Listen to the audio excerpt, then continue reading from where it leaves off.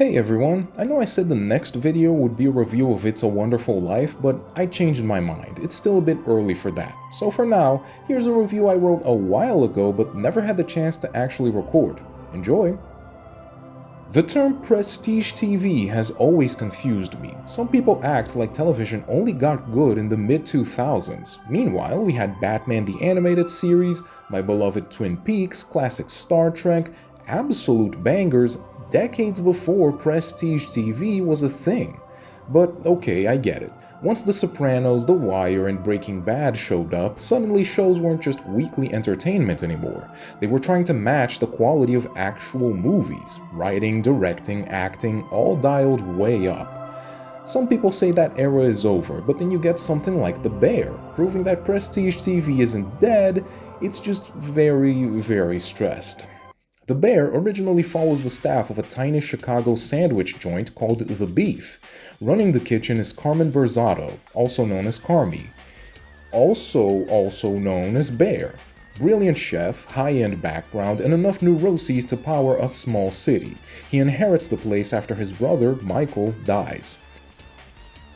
The rest of the crew, well, there's a lot of people, but basically the main players would be Richie, the chaotic older brother who's stuck between man-child and philosopher, Sydney, a hyper-driven new hire who wants to reinvent the entire universe by next Tuesday, and Marcus, a sweetheart pastry guy, borderline obsessive in the "we'll tweak a donut recipe for 40 hours" way.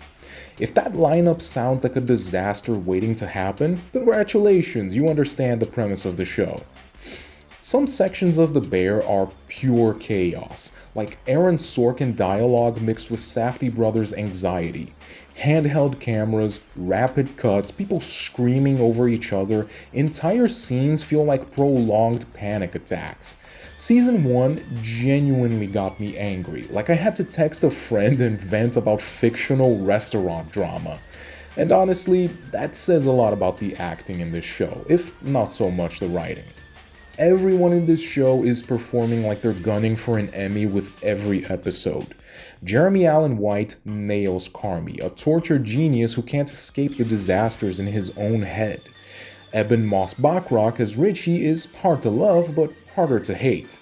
And edebiri gives Sid so much range. She's vulnerable one second and ice cold the next. Now that's all well and good, but I'm gonna be real here. The writing in Season 1 is not the best. The tension is immaculate, the directing is incredible, the acting is god tier, but the dialogue sometimes feels like the writers forgot who their characters are. Like, why is a 50-year-old Latina talking like a 20-year-old art student? Why is an older Italian dude saying, "Actually, I'm kinda into it"? And don't get me started on Richie's stupid-ass Snyder Cut incels line. I rolled my eyes so hard I saw the inside of my skull. Worst of all, and I'm not gonna sugarcoat it, the women in Season 1 are written terribly. They're confrontational for no good reason and barely get called out for it. There's even a moment when a female character messes up badly, gets rightfully criticized, and the show frames her as the victim. That drove me insane. Which is why Season 2 feels like a miracle. It's like the creator, Christopher Storer, looked at the awards nominations and all the praise, then he panicked and said, okay, I need to actually lock in and write this thing. Season 2 is a gigantic leap in quality. So much so that Season 1 feels like the rough draft for the series the creators actually wanted to make. Arguments feel real now. You see both sides. Older characters sound like actual older characters, and we get more time outside the restaurant, in our characters' private lives, where the show breathes and becomes something genuinely beautiful. If Season 1 was great acting but uneven writing, then Season 2 is, no exaggeration, prestige TV at its finest. The only complaint I have is that the cast is getting huge and some of the side characters just kind of float around, but that's a minor nitpick. Aesthetically, the show is great. Both seasons love the city of Chicago. You get gorgeous establishing shots, needle drops referencing the city, and a sense of place that's pretty rare nowadays. Season 2 leans on this a bit less, but the vibe remains. Anyway, here's some of my favorite episodes from Season 2, with only light spoilers.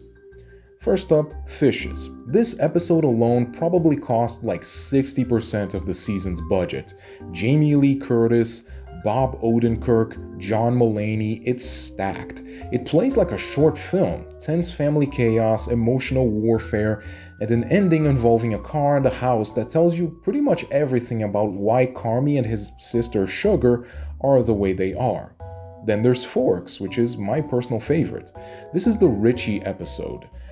We've all been stuck in a rut before, hating where we are in life but not really knowing how to move forward. Richie thinks Carmy's just trying to mess with him by making him work in a fancy restaurant, so he's just doing the bare minimum.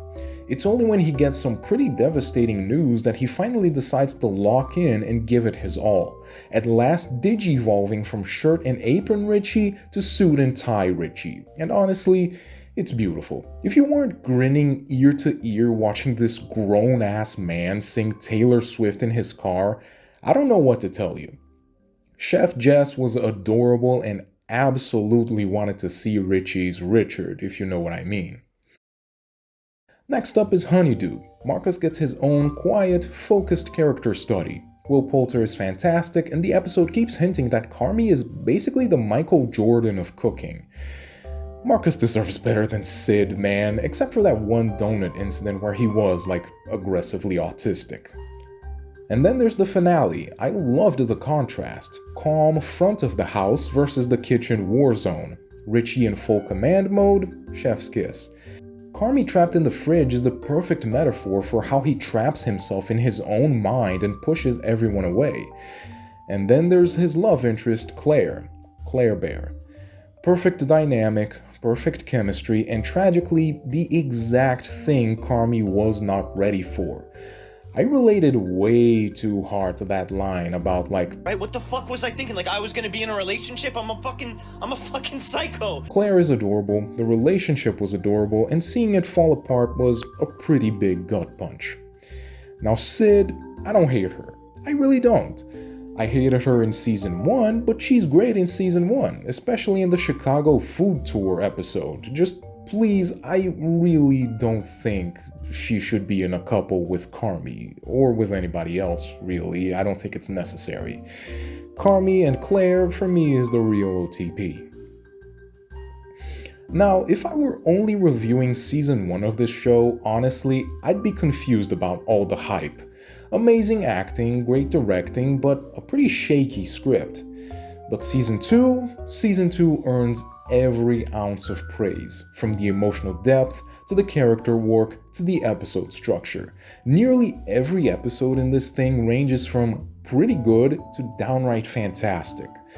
The first 2 seasons of The Bear tell a heartfelt story about trying, failing, and trying again to be the best version of yourself, even when you are your own worst enemy. I can recommend it to just about anybody who is even vaguely interested in character dramas. I haven't seen the later seasons, and I hear there's a drop in quality, but I'm going in with an open mind. Hopefully I'll enjoy them. You'll hear about it in the future.